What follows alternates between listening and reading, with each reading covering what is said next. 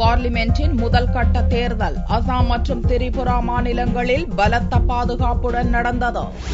உலகின் மிகப்பெரிய ஜனநாயக நாடாக கருதப்படும் இந்தியாவில் 9 கட்டங்களாக லோக்சபா தேர்தல் அறிவிக்கப்பட்டுள்ளது. முதல் கட்ட தேர்தல் திங்களன்று அசாம் மற்றும் திரிபுரா மாநிலங்களில் நடந்தது. 14 லோக்சபா தொகுதிகளை கொண்ட அசாமில் தேஜ்பூர், கலியாபோர், ஜோர்ஹத், திப்ருகர், லக்கிம்பூர் ஆகிய 5 தொகுதிகளில் திங்களன்று ஓட்டுப்பதிவு நடந்தது.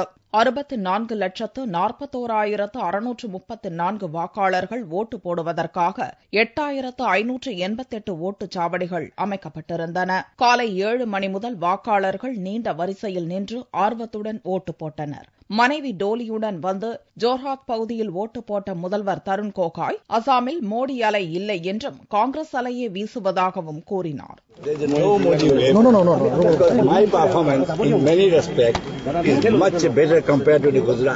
தருணின் மகனும் கலியாபோர் தொகுதி காங்கிரஸ் வேட்பாளருமான கௌரவ் கோகாய் ஜோர்ஹாத்தில் ஓட்டளித்தார்.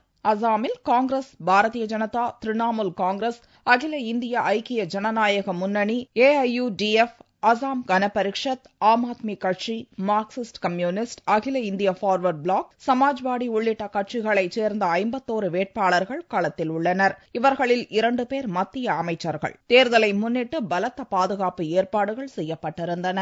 2 தொகுதிகளை கொண்ட திரிபுராவில் மேற்கு திரிபுரா தொகுதிக்கு மட்டும் திங்களன்று வாக்குப்பதிவு நடந்தது. 12,46,794 வாக்காளர்கள் ஓட்டு போடுவதற்காக 1,605 ஓட்டுச்சாவடிகள் அமைக்கப்பட்டிருந்தன.